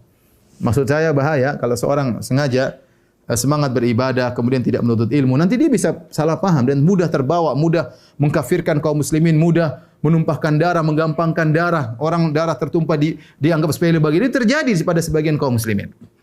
Mau terjadi ini, mau terjadi keributan sana, mati ya sudah. Mati syahid semuanya, mati syahid semuanya. Yang diperangi orang Islam sendiri yang sama-sama bertakbir Allahu Akbar. Subhanallah. Mudah mengkafirkan, mudah yang lain. Kenapa? Gara-gara tidak menuntut ilmu. Jadi ini bagaimana Ibnu Mas'ud radhiyallahu taala anhu begitu semangat untuk bernahi mungkar. Baik, pada pertemuan kali ini kita sebutkan yang terakhir tentang bagaimana rasa takutnya Ibnu Mas'ud radhiyallahu taala anhu. Ya. Ibnu Mas'ud adalah orang meskipun terkumpul kepada dia berbagai macam kebaikan sudah kita singgung pada pertemuan pertama. Al-Quran hebat, ahli tafsirnya para sahabat. Ya, saya beliau berkata, kalau aku tahu ada orang lebih tahu tentang aku tentang Al-Quran, aku akan datangi dia. Ya. Aku ini yang paling tahu tentang Al-Quran, bukan sombong. Ibnu Mas'ud menyampaikan bahwasanya apa yang terjadi sekarang dia yang lebih pakar Al-Quran dua, Ibnu Mas'ud sama Ibnu Abbas. Tapi Ibnu Mas'ud duluan meninggal. Ibnu Abbas diberi umur yang panjang sehingga dia banyak mengajar tafsir dan yang lainnya. Tapi di antara yang hebat Ibnu Mas'ud, ya. Ibnu Mas'ud ya. Taib. Kemudian beliau ikut seluruh perang-perang. Beliau adalah orang dekatnya Nabi sallallahu alaihi wasallam yang langsung melayani Nabi sampai mengetahui perkara-perkara khususnya Nabi sallallahu alaihi wasallam. Dipuji oleh para sahabat, dipuji oleh Nabi. Nabi mengatakan man arada an yaqra al-Qur'an qaddan tariyan kama unzil falyaqra kama qara Ibnu Ummi Abdin. Barang siapa yang ingin baca Quran segar seperti baru turun, bacalah seperti bacaan Ibnu Mas'ud. Pujian bukan Nabi yang pernah mengatakan, "Ya Ibnu Mas'ud, bacakan Al-Qur'an kepadaku." Ibnu Mas'ud bacakan surat An-Nisa, ya. Kemudian Nabi sallallahu alaihi wasallam menangis. Jadi Ibnu Mas'ud bukan orang sembarang, dipercaya oleh Umar untuk menjadi menteri keuangan, mengatur keuangan kaum muslimin. Luar biasa. Tapi apakah beliau ujub? Apakah beliau pede sombong? Enggak. Apa kata beliau? La an akuna a'lam anna Allah yaqbalu minni amalan ahabbu ilayya min an yakuna li mil'ul ardi dhahaban. Kalau saya tahu Allah menerima satu saja amalanku, lebih aku sukai daripada saya punya emas sebanyak dunia ini. Dia tidak pede. Dia mengatakan kalau saya tahu satu amalan saya diterima, saya sungguh bahagia. Lebih saya sukai daripada saya punya emas satu dunia ini. Ketika suatu Masruk bercerita, Masruk ini muridnya, dia bercerita, qala rajulun inda Abdullah, ada seorang berbicara di hadapan Ibnu Mas'ud. Dia berkata, "Ma uhibbu an akuna min ashabil yamin. Akun minal muqarrabin ahabu ilayya." Jadi kan dalam Al-Qur'an disebutkan penghuni surga ada dua. Al-muqarrabin yang paling tinggi, kemudian ashabul yamin. Dua penghuni surga, tapi al-muqarrabin lebih tinggi, ashabul yamin masih di bawah. Maka ada seorang bicara, semangat, "Aduh, saya kurang suka kalau jadi ashabul yamin. Saya mau jadi al-muqarrabin, surga yang paling tinggi." Kita semua begitu. Ya. Dia ngomong di depan Ibnu Mas'ud. Ibnu Mas'ud yang sangat soleh, sangat bertakwa. Yang langsung ngambil Al-Quran 70 surat lebih dari mulut Nabi sallallahu alaihi wasallam. Maka dia berkata, dia komentar terhadap komentar orang ini, "Lakin hahuna rajulun wadda law annahu idza mata lam yub'ats." Tapi di antara kalian ada seorang laki-laki yang berharap kalau dia meninggal tidak dibangkitkan lagi. Maksudnya saking takutnya. Tidak pede untuk bertemu Allah Subhanahu wa taala. Tidak bangga, tidak ujub, jauh dari ujub sama sekali. Ini keluar dari mulut Ibnu Mas'ud. Kalau kau masih tidak pingin jadi ashabul yamin, ingin yang muqarrabin, jangan, saya saja tidak pingin. Kalau mati tidak pingin dibangkitkan. Takut. Ya. Sama seperti Umar bin Khattab ketika akan meninggal, waktu dipuji-puji, engkau bersama Nabi, engkau begini, engkau begini, kata dia kafafan. Cukup, yang penting saya selamat. Umar. Padahal Nabi sudah bilang engkau masuk surga. Ya. Nabi pernah ketemu dengan seorang wanita cantik di surga, kata Nabi, ternyata ini istananya Umar bin Khattab radhiyallahu taala anhu. Nabi sudah kesebutkan kepada Umar, engkau masuk surga. Aku melihat istanamu di surga, wahai Umar. Tapi Umar tetap tidak sombong, tidak pede. Demikian juga sahabat yang seperti Ibnu Mas'ud radhiyallahu taala anhu. Ya. Ibnu Mas'ud juga pernah berkata, subhanallah, dia berkata, dari Ibrahim At-Taimi, dia berkata, qala Abdullah, berkata Ibnu Mas'ud, "Lau ta'lamuna dhunubi ma wati'aki bi ithnan." Kalau kalian tahu dosa-dosaku, tidak ada dua orang ikut ekor aku di belakang. Tidak ada yang nunggu-nunggu aku di belakangku, dua orang enggak ada. Wala hathaitumut turaba ala ra'si. Kalau kalian tahu dosa-dosaku, kalian akan menaburkan tanah ke atas kepalaku. Lawadittu anna Allah ghafara li dzamban min dzunubi. Dan aku berharap Allah mengampuni dosa dari dosa-dosaku. Wa inni du'itu Abdullah bin Rawthah, dan aku dipanggil Abdullah bin Rawthah. Rawthah itu kotoran ya. Artinya Ibnu Mas'ud jauh dari namanya ujub, jauh dari namanya angkuh, jauh dari merasa tinggi ya. Padahal semua nilai agama ada pada dirinya. Mau bicara Quran luar biasa. Mau bicara ibadah jangan tanya. Bicara kedekatan kepada Nabi jangan tanya. Amanah jangan tanya. Semua lengkap Ibnu Mas'ud. Zuhud jangan tanya semuanya. Tapi dia bilang kalau sampai dia tegur orang, kenapa orang banyak ikut dia? Dia tegur, kalau kalian tahu dosa-dosa kalian tidak akan ada orang dua ngekorin saya. Ya. Ini Ibnu Mas'ud radhiyallahu taala anhu. Taib, inilah para pemirsa yang dirahmati Allah Subhanahu wa taala. Insyaallah pada pertemuan ketiga kita akan khusus membahas tentang nasihat-nasihat Ibnu Mas'ud karena nasihatnya sangat indah ya. Sayang kalau kita lewatkan. demikian saja apa yang bisa saya sampaikan pada kesempatan ini. Kalau ada yang bertanya, saya persilakan. Wallahu taala alam bissawab. Baik Ustaz, alhamdulillah jazakallahu khairan atas materinya. Selanjutnya sudah ada banyak pertanyaan yang masuk. Akan kami berikan kesempatan untuk bertanya langsung. Yang pertama kepada Al-Ah Abu Fatih dari Kayu Ringin. Silakan. Abu Fatih Kayu Ringin. Silakan bertanya langsung kepada Ustaz. Assalamualaikum Ustaz. Waalaikumsalam warahmatullahi wabarakatuh. Wa fiik. Bagaimana Rasulullah SAW bisa mengetahui loyalnya seorang sahabat atau malah dia munafik gitu. Jadi bagaimana cara Rasulullah mengetahui loyalnya Rasulullah SAW sebagian orang munafik dikasih tahu oleh Allah, sebagian tidak tahu. Rasulullah tidak tahu isi hati manusia. Kata Nabi SAW, Inni lam umar bitanqibi qulubin nas. Aku tidak diperintahkan untuk mengorek-orek isi hati manusia. Ya. Makanya ketika orang-orang tidak ikut perang Tabuk, orang-orang munafik tidak ikut dan mereka minta uzur. Dan Nabi biarin aja. Sampai Ka'ab bin Malik ketika dia tidak ikut perang Tabuk, dia bilang, kalau saya mau ngomong sama Nabi, saya bisa. Tapi saya bohong. Artinya Nabi sahabat pun tahu, Nabi tidak tahu isi hati manusia kecuali Allah kasih tahu, ya. Makanya Allah mengatakan maradu 'alan nifaq, ada orang munafik di wa min ahlil madinati, ada di antara penduduk kota Madinah ada yang maradu 'alan nifaq. Apa tenggelam dalam kemunafikan kata Nabi, kata Allah Subhanahu wa taala, la ta'lamuhum, engkau tidak mengetahui mereka tapi Allah tahu mereka. Jadi orang munafik pun ada dua, ada yang Nabi tahu dan ada yang Nabi tidak tahu. Dari orang munafik yang Nabi tahu dari siapa? Allah yang kasih tahu. Allah kasih tahu orang munafik. Tentu kalau ciri-cirinya kelihatan.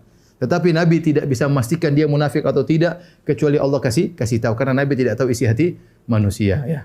Oleh karena ketika Usama bin Zaid, ya, radhiyallahu taala anhu, ketika membunuh orang yang mengucapkan la ilaha illallah, ya, maka Nabi sallallahu alaihi wasallam marah, ya. Nabi kemudian berkata, "Kenapa kau membunuh dia? Ba'da an qala la ilaha illallah," dia sudah mengucapkan la ilaha illallah. Kata Usama bin Zaid, dia mengucapkan tersebut ittiqa'a nafsihi, dia mengucapkan hal tersebut untuk menyelamatkan dirinya. Kata Rasul, hal syaqaqta an qalbi, kau sudah buka hatinya? Kau tahu dia mengucapkan itu untuk menyelamatkan diri, karena sebagaimana pernah saya sampaikan bahwasanya Usama bin Zaid ketika itu berperang, kemudian ada seorang kafir yang dia luar biasa membunuhi kaum muslimin, dikejar oleh Usama bin Zaid. Ketika dikejar bersama seorang Ansari, tiba-tiba mau dibunuh, dia padahal dia sudah bunuh kaum muslimin banyak, tiba-tiba dia berkata la ilaha illallah, karena dia tahu mengucapkan la ilaha illallah selamat. La ilaha illallah. Akhirnya Ansari mau bunuh enggak jadi. Oh, ini ucapan la ilaha illallah. Usama enggak, dia tikam aja, bunuh, selesai. Hal ini sampai kepada Nabi. Nabi marah, Nabi berkata, "Aqataltahu ba'da an qala la ilaha illallah?" Apa kau membunuh dia setelah dia mengucapkan la ilaha illallah? Kata Usama, "Ya Rasul, dia mengucapkannya untuk menyelamatkan diri." Kata Nabi, "Hal syaqaqta an qalbi, kau sudah buka isi dadanya?" Inni lam umar bitanqibi qulubin nas. Aku tidak diperintahkan untuk ngotak-ngatik isi hati manusia. Makanya Nabi mengatakan, bisa jadi dua orang datang kepadaku. Yang satu alhana bihujjati, yang satu lebih pandai ngomong daripada yang lainnya. Maka aku memutuskan perkara yang memenangkan dia. Nabi mengakui, bisa jadi kalian bohong depan saya. Ya. Oleh karenanya, orang-orang munafik yang sebagian Nabi tidak tahu, sebagian Allah kasih tahu. Tapi kalau secara ciri-ciri, para sahabat bisa mengira-ngira. Tapi untuk memastikan butuh wahyu dari Allah Subhanahu wa taala, ya. Dalam surat At-Taubah, ya, bisa dilihat ayat 101. Kata Allah Subhanahu wa taala, "Wa mimman haulakum minal a'rabi munafiqun wa min ahlil Madinah." Di antara orang-orang sekitar kalian dari Arab Badui ada orang-orang munafik. Wa min ahlil Madinah, dan di antara penduduk Madinah maradu 'alan nifaq. Ada orang-orang yang tenggelam dalam kemunafikan, ya. Kata Allah Subhanahu wa taala, yang keterlaluan dalam kemunafikan, la ta'lamuhum, engkau tidak mengetahui mereka, nahnu na'lamuhum, kami tahu tentang mereka. Ini dalil bahwasanya Nabi tidak tahu seluruh orang munafik. Kata Allah, la ta'lamuhum, engkau tidak mengetahui mereka. Tapi ciri-ciri ada. Ya. Kecuali kalau dia sudah menampakkan kemunafikannya, maka para ulama menghukumnya dengan zindiq. Muncul belakangan orang-orang yang dia munafik dalam dirinya, tapi kemudian dia mencaci maki Al-Quran, dia mencaci syariat, dia zindik ini. Kemunafikan yang disembunyikan sudah dia nampakkan. Nah, saat itu kita boleh berhukum. Kenapa? Sudah bukan lagi perkara batin, sudah perkara zahir, dia sudah nampakkan. Seperti sebagian orang-orang liberal yang mengatakan sudah maki-maki syariat, kemudian udahlah ngapain menghalalkan homoseksual. Ini kan urusan esek-esek, ngapain Allah ikut campur urusan esek-esek seperti ini contohnya. Atau mereka mengatakan misalnya seperti perkataan sebagian mereka, Al-Quran ini kan sudah expired, ini cuma cocok di zaman Muhammad SAW, orang Arab Badui 19 tahun yang lalu. Jangan bilang lagi manhaj salaf. Bagaimana membawa perkara yang Badui ke zaman modern? Enggak cocok lagi. Sekarang kita berisyad bikin hukum baru. Ini munafik. Bukan munafik tersembunyi lagi, zindik yang dia nampakkan. Ya. Contoh, saya sudah tidak perlu lagi beribadah, saya sudah mencapai tingkatan hakikat, tidak perlu lagi syariat Muhammad. Ya, itu hanya bagi tingkatan syariat. Ini zindik kata para ulama. Zindik. Itu zindik sama dengan munafik, cuma dia menampakkan. Dia menampakkan. Jadi kita tidak lagi berhukum kepada batin tapi zahirnya. Tapi kalau dia sembunyikan, kemudian dia KTP-nya masih Islam, ya tidak bisa kita pastikan dia munafik atau tidak. Karena itu perkara hati, tidak ada isi hati kecuali Allah Subhanahu wa taala. Tapi apa lagi yang bertanya? Ada Ustaz, masih banyak yang akan bertanya langsung. Selanjutnya kami berikan kesempatan untuk bertanya langsung. Ukti Dini Nurul Nazifah dari Makassar. Dini Nurul dari Makassar, silahkan. Masih ada? Ya, terima kasih Ustaz. Saya ingin bertanya, kalau misalnya kan kita mau tahajud, terus kadang kita melaksanakan 2 rakaat, terus besoknya lagi 4 rakaat. Tapi maksudnya tidak teratur 4 rakaatnya, Ustaz. Apakah boleh? Iya, jadi tidak masalah. Salat tahajud, kata Rasulullah SAW, salatul lail masna.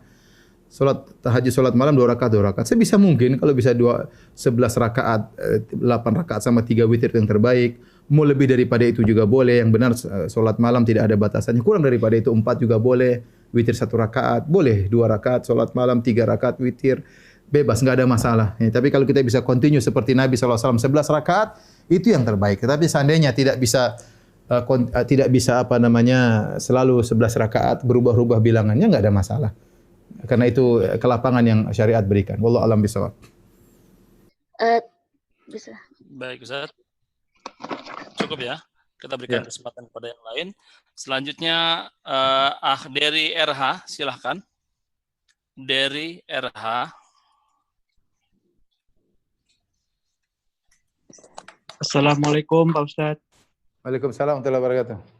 Saya mau tanya, kalau kita suka minta tolong sama orang dan berharap mendapatkan pertolongan, apakah itu termasuk syirik? Dan amalan apa yang harus kita lakukan agar kita terhindar dari syirik? Terima kasih. Sebisa mungkin seorang tidak menolong kepada orang lain. Ya, di antara baiat yang diambil oleh para sahabat lah, Allah yas'aluna nasa syai'an, tidak meminta kepada manusia sedikit pun. Kenapa? Karena kalau kita sering minta tolong sama orang, mau tidak mau harga diri kita jatuh. Dan kita ada berhutang budi. Sebagaimana perkataan seorang penyair, ahsin ilan nasi tasta'bid qulubahumu fatala masta'badal insanal ihsanu. Berbuat baiklah kepada orang lain, niscaya kau akan memperbudak hatinya. Betapa banyak seorang terbudakkan hatinya gara-gara kebaikan yang kita lakukan. Ya. Kalau kita selalu minta tolong, saling tolong, kemudian kita punya hutang budi, ya. Kalau kita baik, kita punya hutang budi. Kalau kita enggak baik, kita raih gedek, muka tembok, enggak punya malu. Tapi kalau kita punya malu, kita pasti punya hutang budi dan kita ada rasa ketundukan kepadanya. Dan ini mengurangi nilai tauhid. Kita tidak katakan syirik, tidak. Tidak syirik, tapi mengurangi kesempurnaan apa? Tauhid. Maka sebisa mungkin seorang tidak meminta.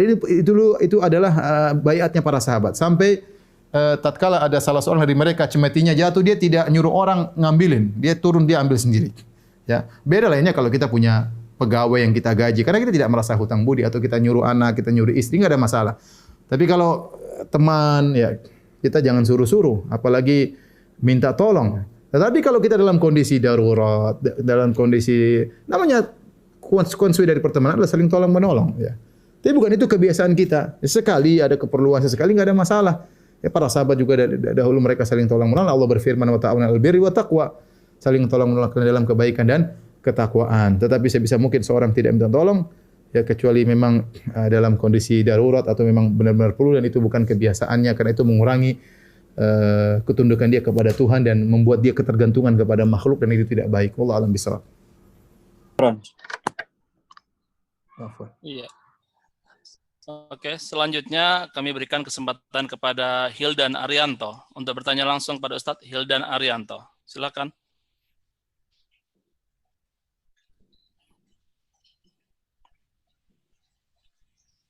Hildan Arianto, Mas Nona, monitor.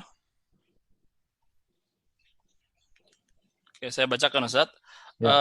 Ustadz, apakah boleh orang yang terkena sihir cara mengobatinya dengan cara diruqyah dengan bantuan jin? Lagi rame nih, Ustaz. Ngapain? Ya, ruqyah rukun juga kayaknya, Ustaz. Ngapain bantuan jin? Kalau itu baik, itu sudah dilakukan oleh para sahabat. Nabi SAW dulu banyak jin-jin sampai minta Nabi berdakwah kepada para jin. Sampai disebut dengan Lailatul Jin, malam jin. Yaitu Nabi sampai sahabat, siapa yang ikut saya? Saya mau berdakwah ke para jin. Nabi diundang para jin ngisi kajian. Saya belum pernah. Tetapi Nabi datang ngisi kajian sama para jin, menyampaikan bacakan ayat Al-Quran. Terkadang mereka datang dengan diam-diam, terkadang Nabi datang memenuhi panggilan mereka. Ya. Tapi Nabi tidak pernah minta tolong sama mereka. Dalam perang Badar, kalau memang jin-jin, Nabi panggil, ayo para jin, ayo lawan tu Abu Jahal. Abu Goblak tangkap kakinya, masukkan pasir ke dalam hidungnya. Enggak pernah Nabi demikian gitu. Itu congornya masukin nama. Enggak pernah Nabi ngomong demikian. Nabi juga tidak pernah dalam perang Uhud, padahal Nabi dalam kondisi terdesak, punya pasukan jin. Bahkan istrinya kalungnya hilang, Nabi tidak pernah panggil jin. 2 kali Aisyah kalungnya hilang. Radhiyallahu ta'ala anha. Nabi suruh para sahabat cari kalung tersebut sampai pagi enggak ketemu. Ternyata kalungnya di bawah onta. Ketika onta Aisyah berdiri baru ketahuan apa? Kalungnya. Ya. Onta pun tidak pernah ngomong sama Nabi, ada kalung di bawah saya. Ya. Jadi mau saya, bukan kebiasaan kita minta tolong kepada makhluk yang gaib. Ustaz, dia jin muslim. Taib, ente tahu dari mana jin muslim? Zahirnya gimana zahirnya? Jin itu gaib sejak kapan jadi makhluk zahir? Enggak ada. Jadi ya wa huwa kadzub ya. Kata Nabi sallallahu alaihi wasallam wa huwa kadzub ya. Dan dia sering berdusta ya. Boleh jin kita sering dengar orang apa namanya meruqyah kemudian ngobrol sama jin, itu bukan kebiasaan para salaf. Ruqyah berdakwah suruh keluar enggak mau terbakar. Ini ngobrol, nanti jinnya ngomong sampai lama. Oh, saya dulu ketemu Ibnu Taimiyah. Oh, saya dulu ketemu 3000, umur saya sudah 3000 tahun. Alah, gimana ini jin? Mau ketemu zaman sahabat, ketemu Nabi Musa. Gini ngomong jin. Oh, saya sudah masuk Islam. Ngapain ngobrol sama jin? Ente dakwah itu, ente dakwah, kalau enggak mau keluar ente bacain sampai dia terbakar, kalau enggak mau keluar ya sudah, resiko. Tapi kemudian panggil jin minta tolong. Ini buka pintu. Saya bilang bahaya, ya. Bahaya. Kita enggak tahu kapan kita diplesetkan digelincirkan oleh jin. Bahaya. Dan itu bukan cara salaf dalam meruqyah ya. Alhamdulillah banyak ruqyah berhasil tidak pakai cara-cara seperti itu. Maka tidak perlu kita menggunakan cara-cara seperti itu. Wallahu a'lam bishawab. Ada pertanyaan yang bagus dari Jim Liludin, silahkan, tentang medsos. Silakan Jim Liludin. Ya, baik. Assalamualaikum warahmatullahi wabarakatuh. Waalaikumsalam warahmatullahi wabarakatuh. Aku mau tanya Ustadz tentang medsos ya. Ntar cari dulu dari mana ya. Ngomong-ngomong, Zoom ini termasuk medsos atau bukan? Nih, meeting saat ini. Meeting ya, bukan medsos ya. Medsos ya. Meeting sosial. Ya, Pak Ustadz. Tadi kan Pak Ustadz bilang tentang tulisan-tulisan kita mungkin menghujat atau perkataan-perkataan kita menghujat di medsos kepada para pemimpin kita, mungkin kepada pemerintah atau mungkin kepada orang-orang yang kita mungkin nggak bisa bertemu langsung dengan mereka. Nah, itu bagaimana cara tobat dari perkataan kita atau tulisan kita tersebut yang kurang baik di medsos? Ila ladzina tabu wa aslahu. Kalau kita berbuat kesalahan berkaitan dengan hak orang lain, maka kita harus minta maaf kepada mereka. Kalau tidak mungkin kita minta maaf, maka karena kenapa ikhwan? Maksudnya banyak hal yang kita ikut nimbrung, kita tidak punya ilmu tentangnya, hanya sedengar katanya dan katanya. Ya. Banyak hal yang saya tahu, yang saya lihat di berita tidak benar, yang saya tahu tidak benar sesuai dengan apa yang saya lihat langsung. Ya. Ya, ada juga sebaliknya, yang benar dijadikan bagus, ada yang buruk dijadikan bagus, ada yang baik dijadikan buruk. Artinya tatkala saya tidak tahu apa yang saya ucapkan ini benar-benar 100% itu benar, saya tidak mau ikut-ikutan. Sekarang saya tanya sama antum sekalian, ada kabar tentang, saya tidak bicara masalah pemerintah aja, semua secara umum. Baik kepada orang lain, baik kepada ustadz, baik kepada dai yang lain, baik kepada kawan kita, baik kepada ini. Tapi apakah datang berita kepada Anda dengan jalan yang dengan riwayat yang bisa Anda yakini kebenarannya? Kalau Anda yakini kebenarannya atau dia ngomong dia ngakui, itu lain cerita. Tapi kalau ini berita dari fulan, dari berita ini, sumber berita ini, ya terkadang mereka bohong dan sering mereka bohong. Ya. Karena saya sendiri pernah ngisi di suatu stasiun televisi, kemudian waktu bulan Ramadan mereka bertanya, Ustadz, ini di bulan Ramadan kata Ustadz kalau berbohong puasa tidak diterima. Kami disuruh direksi untuk bikin berita bohong. Ini mereka ngomong sendiri di depan saya. Kami disuruh direksi untuk bikin berita bohong di bulan Ramadan. Yang tidak terima puasanya direksi doang atau kami juga. Saya bilang enak aja semuanya kalian bekerja sama dalam apa? Kedustaan. Dusta di bulan Ramadan yang dibohongin jutaan orang. Jadi masalah berita itu ya benar, artinya hati-hati. Ya, hati-hati. Anda kalau ingin berinteraksi dalam berita, hati-hati. Yakin benar atau tidak. Kalau benar, benar-benar yakin 100% benar. Tidak ada tambah, tidak ada kurang. Ya karena kita nggak lihat langsung kejadiannya. Kemudian ada cerita-cerita dari pengalaman Anda sesuatu. Wala taqfu ma laysa laka bi'ilm. Inna sam'a wal basara wal fu'ada kullu ulaika anhu mas'ula. Kata Nabi, jangan kalian mengikuti apa yang kalian tidak punya. Kata Allah, jangan engkau mengikuti apa yang kalian tidak punya ilmunya. Sudah. Pendengaran, penglihatan akan dimintai pertanggungjawaban oleh Allah Subhanahu wa taala. Enggak tahu diam. Yang tahu silakan. Yang berkompeten, politikus silakan. Itu kalau niatnya memperbaiki negara dengan cara yang baik, silakan. Ya, kalau Anda enggak punya bukan bidangnya, sudahlah diam. Saya enggak berani ngomong. Saya mau komentar-komentar saya belum tahu. Ya, saya lakukan yang menurut saya terbaik, saya dakwah. Ya, saya dakwah seperti itu. Maksud saya, kalau kita ternyata pernah menuduh yang tidak-tidak ya di atas dugaan-dugaan ya. Maka ya sudah kita bikin perbaikan. Setelah kita beristighfar kepada Allah, kita bikin pengumuman saya dulu sempat gini-gini, saya salah, saya tidak tahu beritanya benar atau tidak, saya hanya ikut-ikutan misalnya. Karena nanti urusannya panjang di akhirat ya ikhwan. Kita ribut-ribut, debat-debatin, maki sana, maki sini, kemudian selesai. Pertarungan politik sudah selesai. Sudah maki sana, maki sini, sudah. Sudah ini, sudah macam-macam tuduhan, selesai. Emang selesai? Enggak, catatannya panjang nih. Ini nanti di akhirat baru selesai. Selesai. Pertarungan politiknya sudah selesai. Kitanya belum selesai. Kita nanti di akhirat dihisab. Ya. Wa ma rabbuka nasiya, dan Allah tidak akan lupa semua apa yang kita ucapkan, sebelum kita komentari. Maka saya katakan beristighfar kepada Allah ya. Berusaha melakukan perbaikan, kalau enggak mampu ya sudah, jangan ulangi lagi. Wallahu a'lam bishawab. Bang Haddad dari Bandung, silakan pertanyaannya. Bang Haddad dari Bandung. Assalamualaikum Ustaz. Waalaikumsalam warahmatullahi wabarakatuh. Suaranya kencangan lagi Bang Haddad ya. Assalamualaikum Ustaz. Silakan. Nah, Ustaz. Ya silakan lanjut. Ustaz, bagaimana toleransi yang benar dalam Islam, Ustaz? Toleransi adalah kita menghargai mereka, artinya memberi kebebasan mereka non muslim untuk melakukan ibadah yang mereka lakukan. Ini toleransi yang dicontohkan yang terbaik adalah toleransi Nabi sallallahu alaihi wasallam. Nabi sallallahu alaihi wasallam tinggal di kota Madinah. Pertama datang Nabi tinggal di sana ada 3 komunitas. Komunitas orang-orang munafik dengan 3 baninya, 3 kabilahnya, Bani Qainuqa, Bani Nadhir dan Bani Quraidah. Kemudian komunitas orang-orang musyrikin yang dipimpin oleh Abdullah bin Ubay bin Salul ketika mereka belum masuk Islam. Mereka baru masuk Islam tatkala tahun 2 Hijriah setelah perang Badar, baru orang munafik baru masuk Islam. Dari musyrik jadi munafik. Tapi sebelumnya mereka musyrik. Kemudian ada kaum Ansar. Suku Khazraj yang sudah masuk Islam. Jadi 3 komunitas. Tapi mereka hidup, kemudian mereka bikin namanya suatu piagam, namanya piagam kota Madinah atau Wathiqatul Madinah ya. Situ ada kerjasama sebagai bukan dalam masalah syariat tetapi dalam masalah aturan kenegaraan. Ya, jika terjadi peperangan maka al-Yahud yunfiqun wal muslimun yunfiqun. Yahudi berinfak, Muslim juga berinfak, sama-sama bela negara. Ini pernah Rasulullah SAW buat dalam dalam perjanjian di kota Madinah, tapi Rasulullah sebagai kepala negara. Kemudian orang-orang Yahudi dibiarkan oleh Nabi untuk menjalankan aktivitasnya, bahkan aktivitas ibadahnya. Tapi Nabi dakwahi mereka. Itulah toleransi yang Nabi berikan. Kita pun mencontohi Nabi SAW. Artinya kita sekarang tinggal di negara Islam, di situ ada agama-agama selain Islam, ada beberapa agama. Maka kita berbuat baik kepada mereka, dan Allah telah mengatakan la yanhakumullahu 'anil ladzina lam yuqatilukum fid din wa lam yukhrijukum min diyarikum an tabarrum wa tuqsitu ilaihim.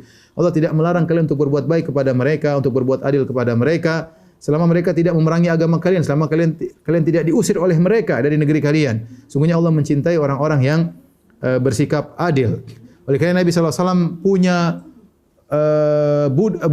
pembantu dari Yahudi ya. Dan Nabi SAW ketika pembantu tersebut sakit, Nabi menjenguk pembantu tersebut. Bayangkan seorang kepala negara Islam menjenguk pembantu Yahudi. Apa yang lakukan Nabi SAW? Ketika Nabi SAW menyampaikan hadis ya, la yazalu Jibril yusini bil jar hatta dhanantu annahu sayuwarithuhu. Jibril senantiasa datang kepadaku mewasiatkan engkau untuk berbuat baik kepada tetangga sampai aku menyangka tetangga akan menjadi ahli waris.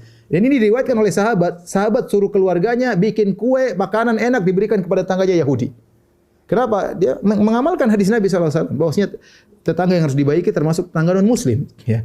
Jadi toleransi artinya kita membiarkan mereka di atas ajaran mereka. Kalau kita bisa dakwah yang terbaik sebagaimana Nabi mendakwai, bukan toleransi kita membenarkan.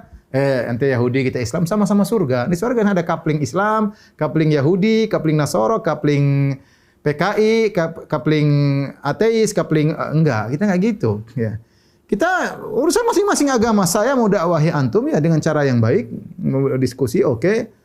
Tapi Anda mau melakukan ibadah Anda silakan. Itu namanya toleransi. Adapun campur baur, kita ikut serta dalam ajaran mereka, ikut serta perayaan mereka, mereka ikut serta dalam perayaan kita. Itu namanya bukan toleransi. Itu telah kehilangan identitas. Toleransi itu apa? Identitas terjaga, tapi kita menghargai yang lain. Itu namanya toleransi. Nah, kalau identitas kita sudah hilang, itu nggak perlu toleransi. Kita sudah campur baur.